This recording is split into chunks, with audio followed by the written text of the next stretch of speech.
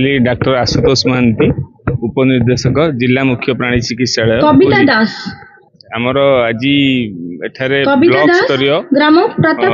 Block स्तरीय मत्स्य प्राणी संपद विकास मेला यही वर्ष प्रथम सरकार सबू ब्लॉक रे करूचंती। आज आम पुरी सदर ब्लॉक रो मत्स्य प्राणी संपद विकास मेला रो आयोजन होईची। एथिरे आमे 30 टी पंचायत रु 600 मत्स्य चाषी और प्राणी संपद विकास विभाग रो चाषी सामिल होईचंती। विभिन्न सरकारी योजना विषय से आमर 11 टी योजना चलती जोटा आपनकर सब्सिडी प्रदान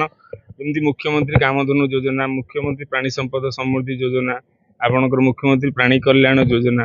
एमती आपन घास चाष सबुदिनिया घास चाष विभिन्न योजना चलती। से सब योजना विषय आम जो लोक मैंने जो चाषी मैंने उन्नति लाभ कर विशेष भाव में पुरस्कृत कर डिपार्टमेंट भेटनारी 4 जन चाषी, प्राणी संपद विकास विभाग 4 जन और मत्स्य विभाग 4 जन चाषी आम 10 जन चाषी को जो मैंने नुआ कार्यादेश पाई आगे करेंगे से कार्यादेश बंटन कर जो चाषी मैंने आमर सब्सिडी पाई इंश्योरेंस मुख्यमंत्री बीमा योजना रे इंश्योरेंस रे जने चाषी 80,000 टका गाई हेतला पर 80,000 पाई विभिन्न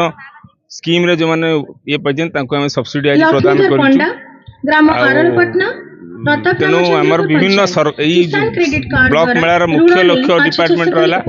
आपण मैंने सबू चाषी मैंने जो मैंने जानी पार ना गाँ गहली अच्छा जो मैंने आसे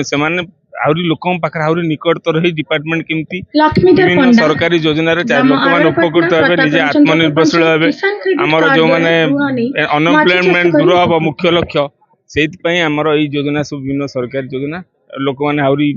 भितर डिपार्टमेंट सहित जोड़ी हे आहरी योजना विषय जानवे। तेणु आई ब्लॉक मेलार मुख्य लक्ष्य से सरकार भी योजना अच्छी आग को मेला को आहरी पंचायत स्तर को नापी। तेणु समस्ते आसी